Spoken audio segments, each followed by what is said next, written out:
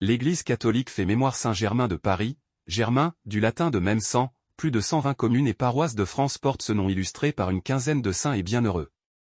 Parmi eux, Saint-Germain d'Auxerre, fêté le 31 juillet et celui de ce jour, Saint-Germain de Paris.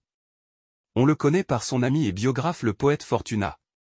Né à Autun en Saône-et-Loire à la fin du 5e siècle, le petit Germain eut beaucoup de chance, sa naissance n'était pas désirée et on tenta de la supprimer.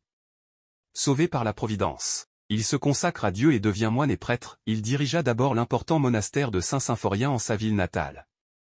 Monté à Paris vers 556, il est appelé à remplacer l'évêque Libanus dans sa charge épiscopale. Il sera l'un des évêques les plus influents de son époque. Il est d'abord un excellent conseiller près du roi Childebert, puis il s'efforcera en vain de corriger les mœurs cruelles des petits-fils du roi Clovis, devenus chrétiens mais restés très sauvages. Au moins, il put secourir la future sainte Radegonde, grâce à son aide. Elle parvint à quitter la cour pour aller bâtir à Poitiers le monastère de Sainte-Croix où elle termina sa vie. L'évêque Germain attachera son nom à l'illustre monastère de Germain-des-Prés en notre capitale. Pour le peupler et l'animer, il fait appel à tout un groupe de moines fervents venus de son ancienne abbaye d'Autun.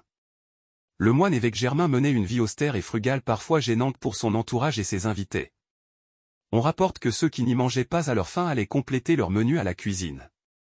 Mort octogénaire à Paris le 28 mai 576, Saint-Germain fut inhumé dans son abbaye.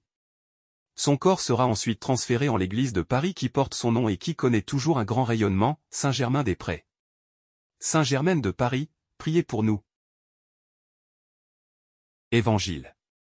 Vous recevrez, en ce temps déjà, le centuple, avec des persécutions, et, dans le monde à venir, la vie éternelle. Alléluia. Alléluia.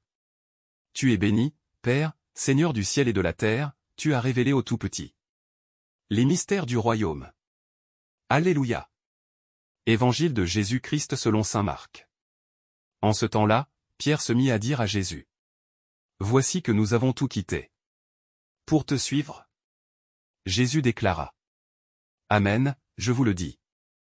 Nul n'aura quitté, à cause de moi et de l'Évangile, une maison, des frères, des sœurs, une mère, un père, des enfants ou une terre, sans qu'il reçoive, en ce temps déjà, le centuple. Maison, frères, sœurs, mère, enfants et terre, avec des persécutions, et, dans le monde à venir, la vie éternelle. Beaucoup de premiers seront derniers, acclamons la parole de Dieu. Louange à toi Seigneur Jésus.